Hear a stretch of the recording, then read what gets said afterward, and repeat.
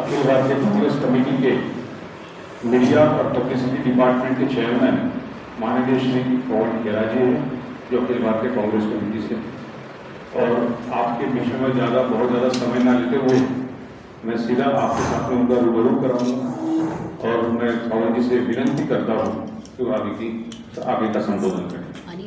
पहले तो माफी चाहता हूँ, शायद कुछ कंफ्यूजन हुआ, दोपहर को भी आपको तकलीफ हुई, उसके लिए बहुत बहुत क्षमा चाहता हूँ। और अभी फ्लाइट जैसे उतरा मैं सीधा ही आज हमारे माननीय चुनाव आयोग की 75वीं वर्षगांठ, 75th birthday of the election commission of India. तो हम उनको पहले तो बधाई दें कि आप 75 के हो। और जैसा कि हम और आप सब जानते हैं कि जब भी हम मुख्य चुनाव आयुक्त श्री राजीव कुमार से कोई सवाल पूछते हैं तो वो एक बड़ी वाहियात सी शेरो शायरी करते हैं, जवाब नहीं देते, अजीब सी शेरो शायरी करते। तो सोच रहे हैं कि उनका जन्मदिन है, हम भी एक शेर उनको नजर कर दें। जो कमाया है सालों में आपने, उसे गंवाने में फल नहीं लगता। जो कमाया है सालों में आपने, उसे गंवाने में वक्त नहीं, समय नहीं लगता। जो उड़ते हैं गुरूर के आसमानों में, जमीन पर आने में वक्त नहीं लगता। हर तरह का वक्त आता है जिंदगी में, वक्त के गुजर जाने में वक्त नहीं लगता। ये एक तरह से एक हम ताकीद कर रहे हैं चुनाव आयोग को कि विभागों को, संस्थाओं को ज्यों-ज्यों उम्र उनकी बढ़ती है वो और मजबूत होते हैं, सशक्त होते हैं और ताकत आती है, अपने अनुभवों से वो सीखते हैं। लेकिन चुनाव आयोग की ये हालत है कि 75वीं वर्षगांठ पर चुनाव आयोग हांफता हुआ दिखता है, कांपता हुआ दिखता है। जब भी उनसे हम मशीनरी पे सवाल पूछते हैं, मैं मशीन ईवीएम की बात नहीं कर रहा, मैं पूरी प्रक्रिया की बात कर रहा हूँ, पूरी मशीनरी की बात कर रहा हूँ, वोटर्स लिस्ट की बात कर रहा हूँ, तब जवाब देने की जगह पे वो बौखला जाते हैं, डिफेंसिव हो जाते हैं, उल्टी सीधी शेरो शायरी करते हैं, हम पर ताने कसते हैं। अरे भाई, आप कोई पॉलिटिकल पार्टी थोड़ा ही हो कि आप हम पर अटैक कर रहे हो। हम आपसे सवाल पूछ रहे हैं, जनता के बिहाफ पे सवाल पूछ रहे हैं, आप जवाब दीजिए। ये भी छुई मुई बन के बैठे हैं, प्रधानमंत्री भी छुई मुई बन के बैठे हैं। ये किस तरह का लोकतंत्र है जहां संस्थाएं छुई मुई बन जाती हैं कि साहब टच मी नॉट, मुझे आप सवाल नहीं पूछ सकते। अगर हम सवाल ही नहीं पूछ सकते तो हम विपक्ष में बैठकर क्या कर रहे हैं, आप प्रेस में बैठकर क्या कर रहे हैं? आपका भी धर्म है सवाल पूछना, हमारा भी फर्ज है सवाल पूछना, और उनका फर्ज है जवाब देना, लेकिन जवाब नहीं देते। तो 75वीं वर्षगांठ जो चुनाव आयोग की आ गई है आज, उसमें सवाल बहुत गंभीर उठ रहे हैं। खास तौर पे वो सवाल महाराष्ट्र के चुनाव से निकल कर आए। जो लोकसभा चुनाव में आपने देखा महाआघाड़ी को कितने वोट मिले, कितनी सीट्स मिली, वो सब आपके सामने है। और 48 में से 30 सीटें महाआघाड़ी को जिताई। वोट शेयर भी हमारा महायुति से ज्यादा रहा, लेकिन 6 महीने में लोकसभा और विधानसभा के बीच 5-5.5 महीने का फर्क था। ये 5.5 महीनों में ऐसा क्या हो गया कि महायुति का वोट शेयर 14% बढ़ गया? ये सवाल जायज इसलिए है कि जब आप वोटर्स लिस्ट देखते हैं तो उसमें आपको और हैरान कर देने वाले आंकड़े दिखाई देते हैं कि 6 महीने के अंदर 72 लाख एक्स्ट्रा वोट हुए। अब ये जो एक्स्ट्रा 2AB है प्रधानमंत्री की भाषा में, तो ये कहां से आया? ये सवाल हमने पूछा तो शेरो शायरी से जवाब आया। हम ये जानना चाहते हैं कि 2019 से 24 के बीच में 5 साल में महाराष्ट्र में 32 लाख नए वोटर जुड़े। 5 साल में 32 लाख, और 5 महीने में 48 लाख और आ गए। विधानसभा और लोकसभा के बीच में 5 महीने का फर्क था। 48 लाख वोट, नए वोट 5 महीने में कैसे शामिल हो गए? ये वोट कहां से आया?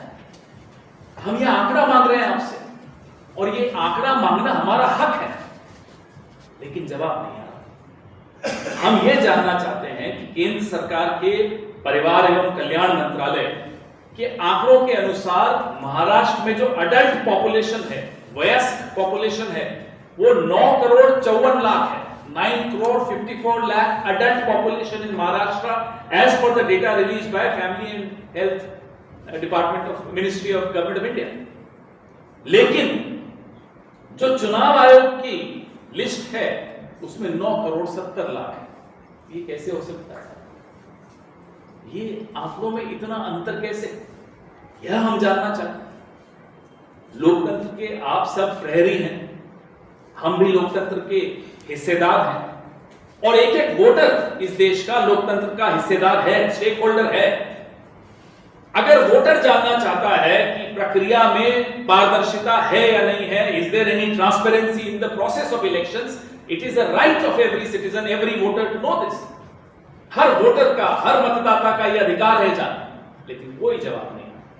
75वीं वर्षगांठ पे इसलिए मैं महाराष्ट्र के आप प्रबुद्ध लोग हैं, आपके सामने आए हैं हम लोग। हमारे कुछ साथी आज मुंबई में भी प्रेस वार्ता किए, नाना भाऊ नहीं आ पाए यहां। अब ये जानना जरूरी है कि लोकसभा चुनाव के मुकाबले विधानसभा चुनाव में महायुति का वोट 72 लाख बढ़ जाता। महायुति को इस विधानसभा में लोकसभा चुनाव की तुलना में 72 लाख वोट अधिक मिलते हैं। समझ में नहीं आता क्या?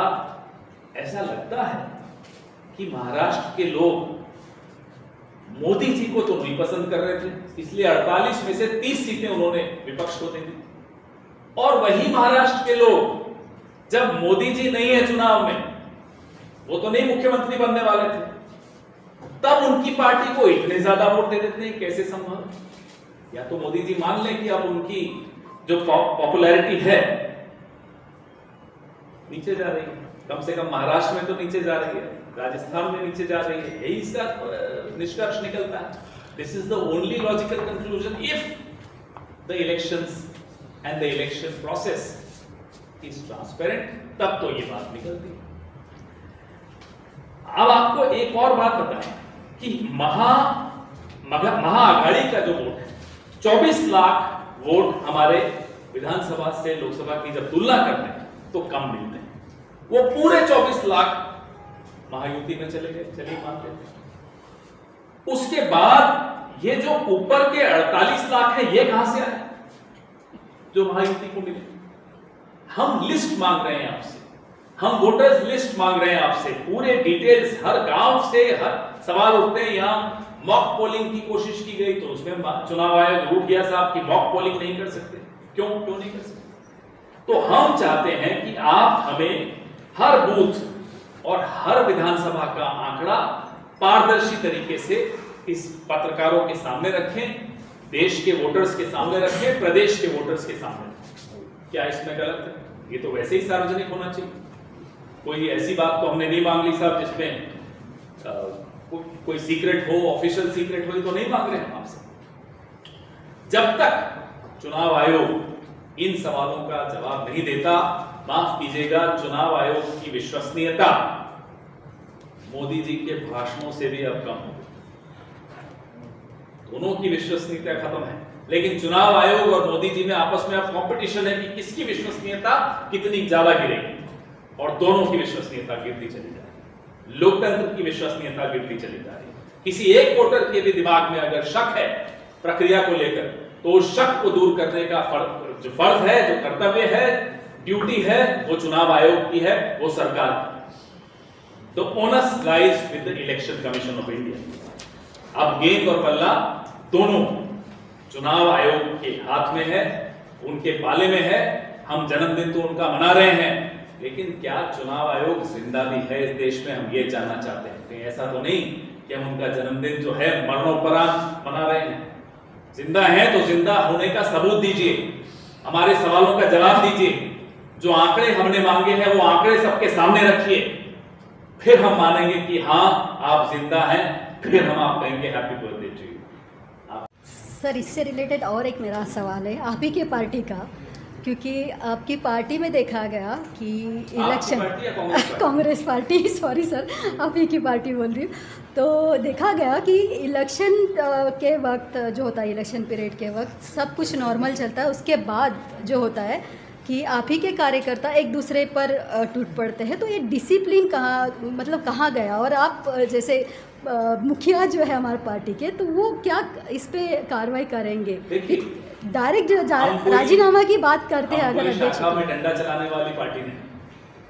हाँ, एक लक्ष्मण रेखा जरूर होती है हमारी, लेकिन अगर किसी के मन में कोई रोष है, गुस्सा है, हम उस गुस्से और रोष को सुनते हैं, उसकी सुनवाई करते हैं। हम चाहते हैं वो बोले, मन में नहीं रखे। तो मुझे नहीं लगता उसमें कुछ गलत है। हाँ, अनुशासन होना चाहिए, इसमें भी कोई शक की बात नहीं, लेकिन अनुशासन वो जो सुनवाई के बाद आए, वो अनुशासन नहीं जो शाखा में।